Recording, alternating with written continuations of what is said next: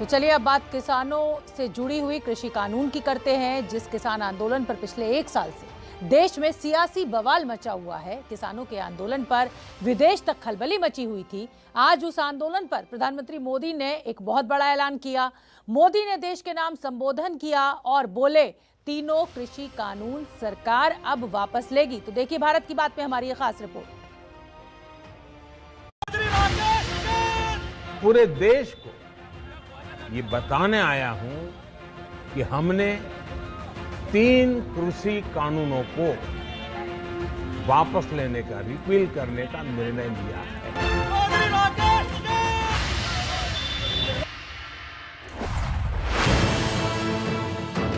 करीब 14 महीने पुराने कृषि कानून पिछले साल 17 सितंबर को अस्तित्व में आए। आज पीएम मोदी 18 मिनट बोले और 18 मिनट के भाषण के इन 17 सेकंड ने देश में राजनीति की दिशा ही बदल दी। इस महीने के अंत में शुरू होने जा रहे संसद सत्र में, इसी महीने में हम तीनों कृषि कानूनों को रिपील करने की संवैधानिक प्रक्रिया को पूरा कर देंगे। 26 नवंबर 2020 को देश में कृषि कानून के खिलाफ किसानों ने पहला आंदोलन छेड़ा था। तब से ही दिल्ली के बॉर्डर पर किसान डटे थे।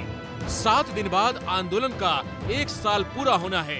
किसान आंदोलन और तेज करने वाले थे, लेकिन जैसे ही गुरु नानक देव जी की जयंती के प्रकाश पर्व पर पीएम मोदी ने ये ऐलान किया, किसानों ने जश्न मनाना शुरू कर दिया। गाजीपुर बॉर्डर पर जलेबियां बटी, अमृतसर में मिठाई खाई गई, जींद में गुलाल उड़ा, तो संगरूर से लेकर सीहोर तक ढोल बजे। वैसे जश्न मनेगा ही। अपनी बात मनवाने के लिए किसानों ने बड़ा बलिदान किया है। पहली बार मोदी सरकार इतने बड़े फैसले पर पीछे हटी है और पहली बार मोदी सरकार ने किसान कानून के मुद्दे पर क्षमा मांगी है। मैं आज देशवासियों से क्षमा मांगते हुए सच्चे मन से और पवित्र हृदय से कहना चाहता हूं कि शायद हमारी तपस्या में ही कोई कमी रही होगी, जिसके कारण दिए के प्रकाश जैसा सत्य कुछ किसान भाइयों को हम समझा नहीं पाए। देश के प्रधानमंत्री अपने कानूनों पर किसानों से सीधा संवाद करने आए तो चुनावी राज्यों के राजनीतिक दलों ने कह दिया, ये फैसला किसान की जीत है और सरकार की हार है, क्योंकि ये चुनाव की मजबूरी है। कहीं न कहीं सरकार चुनाव से डर गई है और वोट के लिए कानून वापस हुए हैं। और ये जरूरी नहीं है सरकार के लोग ऐसे हैं, हो सकता है चुनाव के बाद फिर ऐसा कोई कानून ले आए। केंद्र सरकार ने उन विवादित कानूनों को अति देर से वापस लेने की घोषणा की। जहाँ हत्याएं हो रही हैं वहाँ भी नहीं गया, इतना पास आकर नहीं गए, तो आज अचानक क्या हो गया? स्पष्ट है चुनाव आ रहा है। अपनी जमीन को बचाने के लिए हालत मजबूरी में प्रधानमंत्री ने अपने ईगो को, बोलते ना, अपने प्राइड को उन्होंने स्वॉलो करके इस कानून को वापस लिया है। पूरे मामले पर राजनीतिक दलों की प्रतिक्रिया आपने देखी। अब सुनिए उस शख्स को जो किसान आंदोलन का सबसे बड़ा चेहरा है। अभी एक कानून पार्लियामेंट में जाए, वहां से इनको वापसी करवाओ, वहां से लीगली वो मिल जाएगी। वो एक इसमें अभी प्रक्रिया बाकी है। साफ है, किसान नेताओं को सरकार के वादे पर अभी संदेह है और विपक्ष को डर है कि कहीं पीएम मोदी का ये फैसला आने वाले चुनाव में मास्टर स्ट्रोक न हो जाए। इसकी वजह भी आपको समझाते हैं।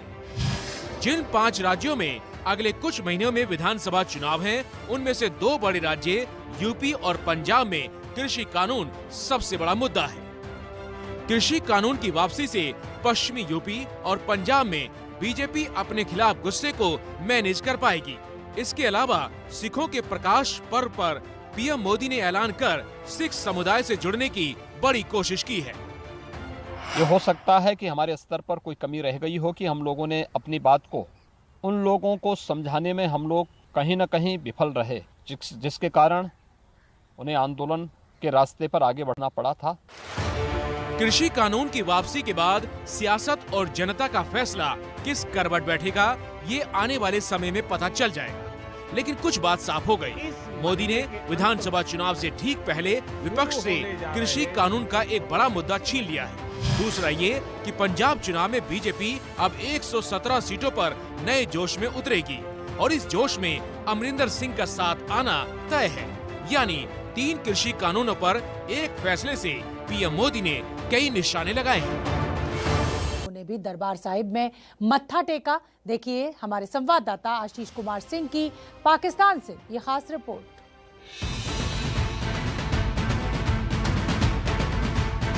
करतारपुर में अब हम जा रहे हैं सरहद के उस पार। करतारपुर गुरुद्वारे में बाबा नानक का आज जयंती मनाया जा रहा है। उस गुरुपुरब का सेलिब्रेशन आप तक पहुंचाने के लिए इसके पहले मैं आपको ये पीछे दिखाता हूँ। ये वो पुल है जो 0 लाइन तक भारत ने अपनी तरफ से बना करके तैयार कर दिया है।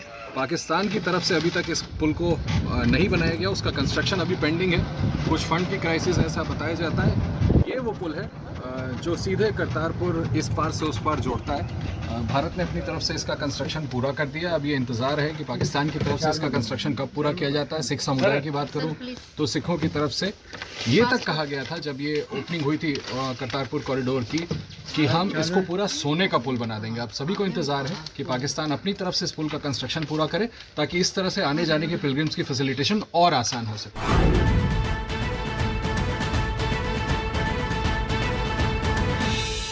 नमस्कार, सत श्री अकाल। गुरु पर्व के मौके पर एबीपी न्यूज़ आपको लेकर के आया है गुरुद्वारा करतारपुर साहिब के दरबार। ये भव्य नज़ारा हम आपको दिखा रहे हैं सीधे पाकिस्तान में करतारपुर गुरुद्वारे से, जो 2 साल पहले यहाँ स्थापित हुआ था, कॉरिडोर का निर्माण हुआ था। मैं हूँ यहाँ करतारपुर साहिब गुरुद्वारे में। एबीपी न्यूज़ आपको यहाँ पर लेकर आया है। मैं आपको दिखाता हूँ कि ये वो कुआं है, ऐतिहासिक कुआं, जिसके बारे में बताया जाता है कि बाबा नानक जब यहाँ 18 साल पर खुद मौजूद थे तो इसी कुएं के पानी से उन्होंने आसपास के इलाकों में सिंचाई की थी। सिंचाई किया करते थे जब उन्होंने सिखों को यहाँ पर इकट्ठा किया था, एकत्रित किया था। इसका बड़ा ऐतिहासिक महत्व है। श्रद्धालु यहाँ आते हैं, मत्था टेकते हैं, आशीर्वाद लेते हैं। आज खास दिन है, हम इस दिन आए हैं करतारपुर साहिब गुरुद्वारे पर। हम आपको दिखाते हैं ये वो कुआं जहाँ पर खुद बाबा नानक उसके पानी से सिंचाई किया करते थे। उसके ठीक बगल में ये स्मारक है, जिसके ये देख लें पहले, ये स्मारक है और इसके साथ ये पाकिस्तान सरकार की तरफ से बोर्ड लगाया गया है जिसमें कहा जाता है Indian air force drop this bomb during 1971 at Gurdwara Darbar Sahib Shri Kartarpur Sahib. हालांकि मैं आपको बता दूं कि ऐसा क्लेम किया गया है पाकिस्तान की तरफ से, इसका कोई ऑथेंटिकेशन नहीं है। बहुत जब ये करतारपुर गुरुद्वारे को स्थापित किया जा रहा था, रेनोवेट किया जा रहा था, कॉरिडोर खोला जा रहा था, तब भारत सरकार की तरफ से इस पर आपत्ति भी दर्ज कराई गई थी। कहीं ना कहीं पाकिस्तान सरकार को इस पर दोबारा से सोचना चाहिए और जब बात शांति की और पीस की हो रही है तो ऐसी जगहों पे इस तरह के स्मारकों का शायद कोई जगह नहीं है। कैमरामैन मनोज के साथ आशीष कुमार सिंह, एबीपी न्यूज़, करतारपुर साहिब, पाकिस्तान। आज देश की सबसे बड़ी खबर कृषि कानून के 3 बिल वापस होने का ऐलान है। सुबह 9 बजे प्रधानमंत्री नरेंद्र मोदी राष्ट्र के नाम संबोधन देने आए और प्रकाश पर्व के मौके पर 3 कृषि कानून बिल वापस लेने का ऐलान कर दिया। 26 नवंबर को कृषि आंदोलन शुरू हुए 1 साल बीतने वाला है और इस 1 साल में सरकार और आंदोलनकारी किसानों के बीच कई बार टकराव हुआ और इस टकराव से जो एक चेहरा सामने आया वो था राकेश टिकैत। वो नाम जिसने अपने आंसुओं के बल पर बिखरते हुए किसान आंदोलन को एक बार दोबारा खड़ा कर दिया था। राकेश टिकैत, जो किसान आंदोलन का दूसरा नाम बन गया, पहचान बन गया। आज भारत की बात में देखिए कैसे टिकैत की प्रतिज्ञा ने झुका दिया सरकार को।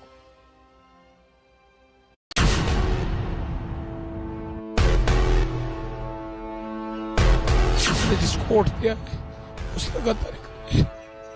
बीजेपी की बात कर रहे हैं। मैं बीजेपी को वोट दिया है। मैंने कभी किसी पार्टी के खिलाफ बोला। किसानों पर लाठी चलाएंगे बीजेपी के लोग। इन्हीं आंसुओं ने बिखरते हुए किसान आंदोलन को दोबारा खड़ा कर दिया था।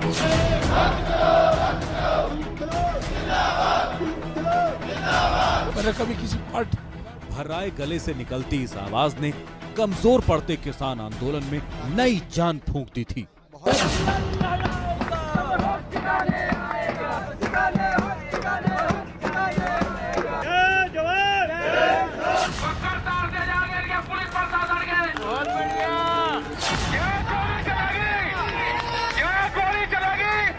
सरकार माननी नहीं, ज्यादा कैडी पड़ रही सरकार। अपना ले आइयो, झंडा झुंडा भी लगाना, लाठी गोती भी साथ रखियो अपनी।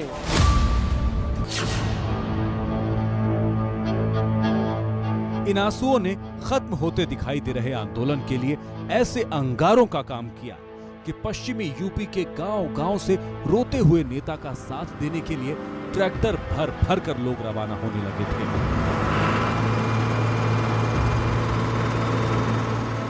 ये तस्वीरें किसान आंदोलन और राकेश टिकैत के लिए टर्निंग पॉइंट थी।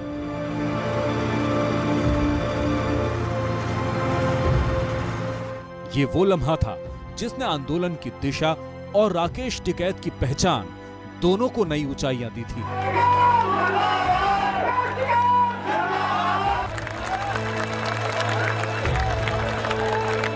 इस देश के किसानों का भाग्य का फैसला नहीं हो सकता। ये वो वक्त था जब राकेश टिकैत किसान आंदोलन का इकलौता चेहरा बनकर उभरे थे। नहीं, आंदोलन वापसी का कहाँ सवाल आ गया? आंदोलन तो बढ़ेगा। अरे डर नहीं, हम तो डर तो सरकार को है, हमें डर नहीं। ना देश का किसान कमजोर था, ना कमजोर है और ना कमजोर रहेगा। अनशन कर दिया, जब तक गांव के लोग ट्रैक्टर से पानी नहीं जाएंगे, पानी नहीं पीऊंगा। और इसीलिए कहा जा रहा है कि राकेश टिकैत ने अपने दम पर कृषि कानून के मुद्दे पर सरकार को झुकने के लिए मजबूर कर दिया।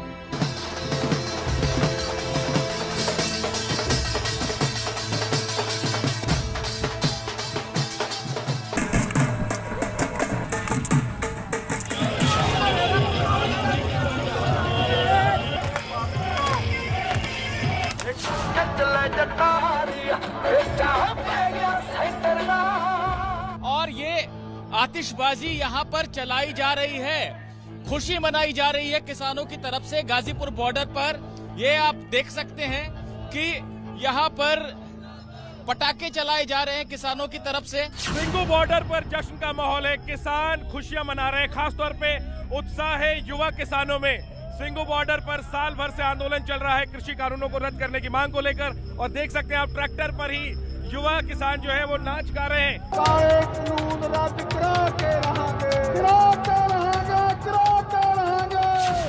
पिछले साल 26 नवंबर से किसानों ने कृषि कानूनों के खिलाफ आंदोलन शुरू किया। हजारों की संख्या में किसानों ने दिल्ली बॉर्डर पर तंबू गाड़ दिए थे। दिसंबर जनवरी की हाड़ कपा देने वाली सर्द रातों में भी किसान आंदोलन की जमीन से नहीं हटे थे। जून की गर्मी भी उन्हें कमजोर नहीं कर पाई, और इसीलिए जब कृषि कानून वापस लेने का ऐलान हुआ तो हर तरफ जश्न ही जश्न था।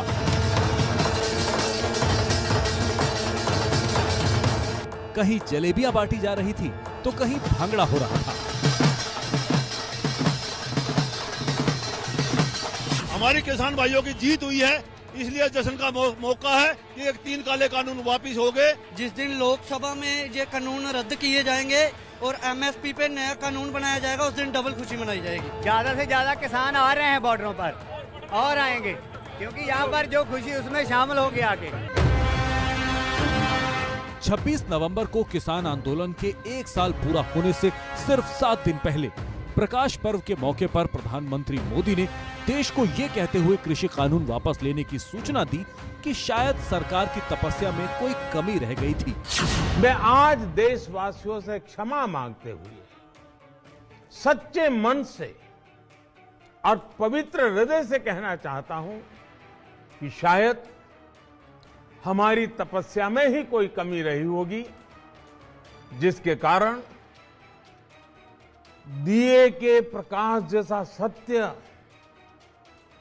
कुछ किसान भाइयों को हम समझा नहीं पाए। 3 कृषि कानूनों को वापस लेने का, रिपील करने का निर्णय लिया है।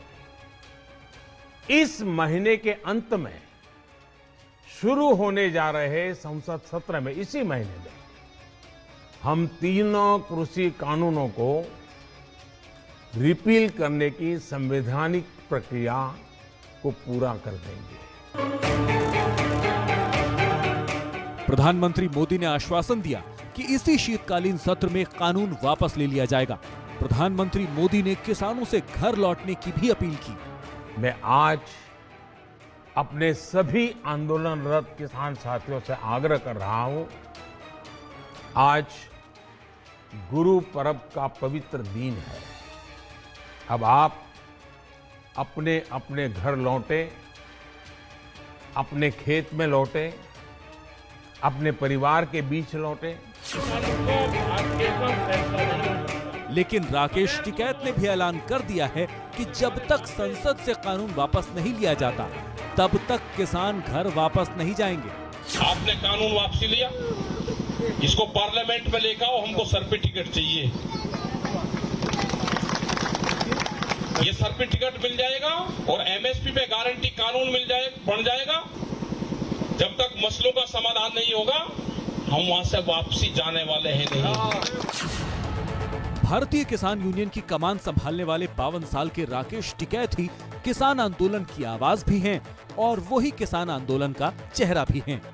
किसानों और सरकार के बीच आखिरी बातचीत 22 जनवरी को हुई थी। 9 महीने से बिना बातचीत के लगातार ये आंदोलन चलता रहा और राकेश टिकैत सिर्फ गाजीपुर नहीं बैठे रहे, बल्कि शाहजहांपुर से लेकर लखीमपुर खीरी तक जहां भी किसानों का मुद्दा उठा, वो वहां अगुवाई करते हुए नजर आए। तक उसके कागज नहीं मिलेंगे, हमारे लोग उसे बैठ के सरकार बातचीत नहीं करेगी। 1 नवंबर को राकेश टिकैत ने केंद्र सरकार को 26 नवंबर तक का वक्त दिया था। राकेश टिकैत ने चेतावनी दी थी कि अगर केंद्र सरकार ने 26 नवंबर तक कोई फैसला नहीं लिया तो 27 नवंबर से किसान गांव-गांव से अपने ट्रैक्टर लेकर दिल्ली की पक्की घेराबंदी करेंगे।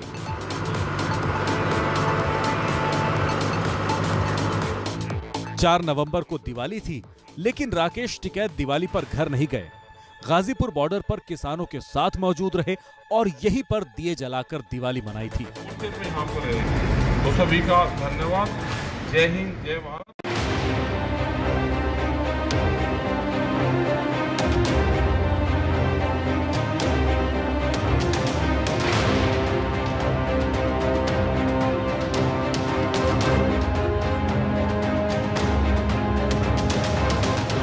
26 नवंबर को आंदोलन पूरे जोश और जुनून के साथ शुरू हुआ था, लेकिन ठीक 2 महीने बाद 26 जनवरी के दिन आंदोलन की तस्वीर बदल गई। लाल किले से लेकर दिल्ली की सड़कों पर किसानों का जो उग्र प्रदर्शन दिखाई दिया, उसने माहौल आंदोलन के खिलाफ खड़ा कर दिया। गणतंत्र दिवस पर आंदोलन में हुई हिंसा के बाद किसान आंदोलन के नेताओं पर हिंसा की साजिश का आरोप लगा और 37 लोगों पर एफआईआर भी दर्ज हुई, जिसमें राकेश टिकैत का भी नाम शामिल था।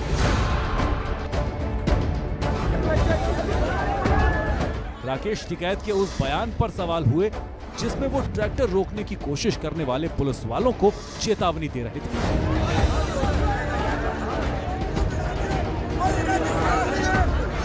अगर नहीं आप आने दोगे तो थानों में उनके वेल्डिंग करे जाएंगे, थानों के उनमें पशु बांधे जाएंगे। कान खोल कर सुन लो, कान खोल कर पकड़ तार दे जाएंगे इनके पुलिस प्रशासन के। पुलिस ने हिंसा की जवाबदेही तय करने के लिए टिकैत से भी जवाब मांगा था। 2 दिन के भीतर गाजीपुर बॉर्डर पर मौजूद तंबू से भीड़ छटने लगी थी और यूपी सरकार का सुरक्षा बल आंदोलन स्थल का घेराव करने लगा था। माहौल ऐसा था कि किसी भी वक्त बॉर्डर खाली कराया जा सकता है। मैं आपको दिखाता हूँ, ये देखिए, ये जो बैरिकेडिंग की जिसकी मैं जिक्र कर रहा था, ये बैरिकेड तो किए गए हैं, लेकिन बैरिकेड के पीछे की तस्वीर देखना बहुत महत्वपूर्ण है। कितनी बड़ी संख्या में आरएएफ के जवानों को तैनात कर दिया गया है, वहां पर वज्र वाहन तैनात कर दिया गया है और पूरी तरीके से रूट को ब्लॉक किया गया है। तो ये तैयारी बता रहा है कि पुलिस और प्रशासन ने अपनी तैयारियां की हुई हैं और इस वक्त राकेश टिकैत को भी पता है कि उनके आसपास जितने लोग हैं उससे कई गुना ज्यादा या कहीं ज्यादा संख्या में इस वक्त जो है पुलिस और जो आरएएफ के जवान हैं वो यहां पर हैं।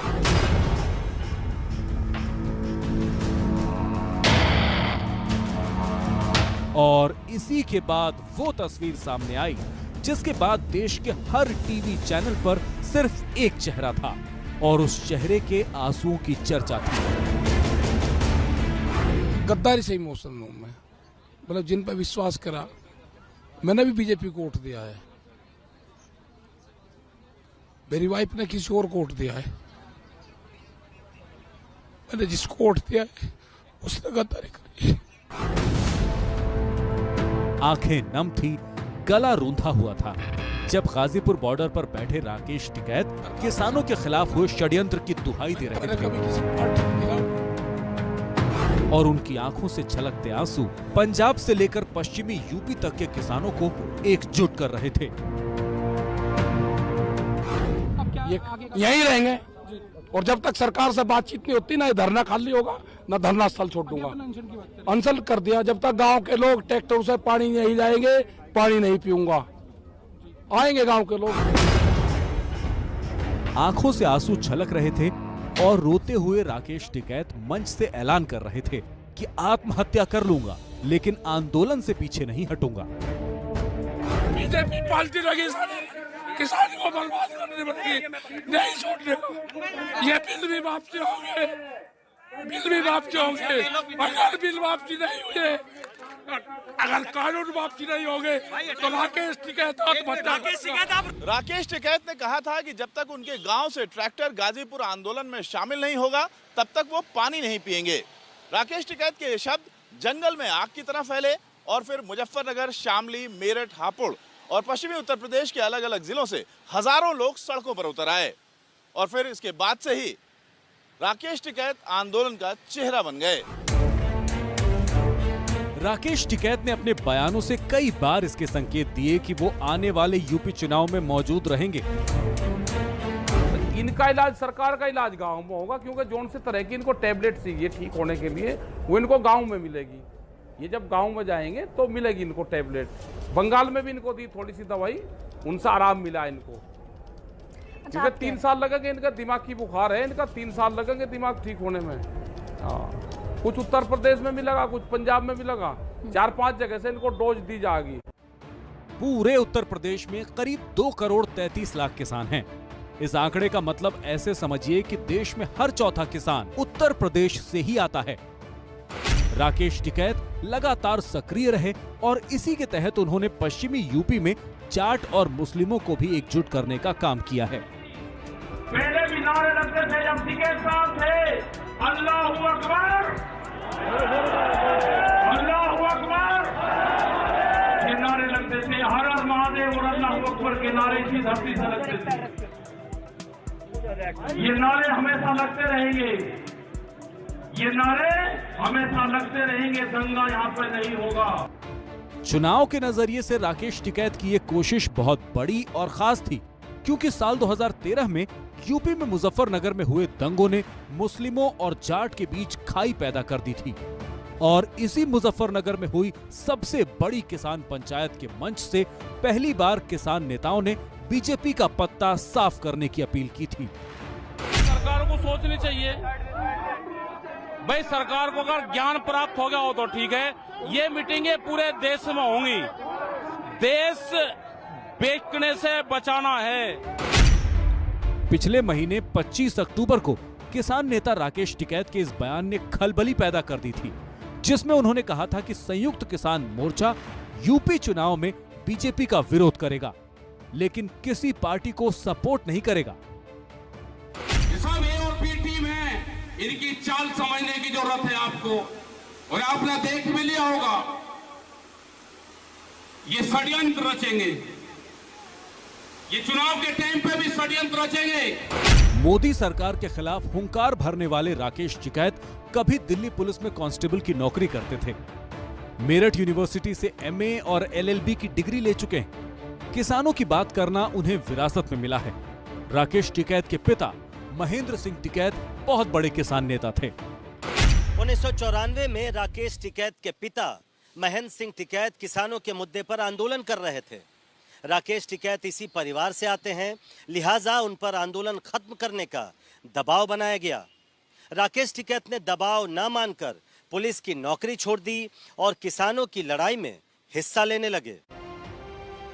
तो राकेश टिकैत किसान नेता ही नहीं है, देश के सबसे बड़े किसान नेता रहे महेंद्र सिंह टिकैत के बेटे भी हैं और संघर्ष करने की सीख उन्हें विरासत में मिली है। राकेश के पिता महेंद्र सिंह टिकैत ऐसे किसान नेता थे जिन्होंने साल 1988 में दिल्ली के वोट क्लब पर करीब 5 लाख किसानों को एकत्रित कर लिया था। उस वक्त की हुकूमत हिल गई थी, मुद्दा किसानों का ही था और अब एक बार फिर उनके बेटे राकेश टिकैत ने दिल्ली की गद्दी को हिलाकर रख दिया।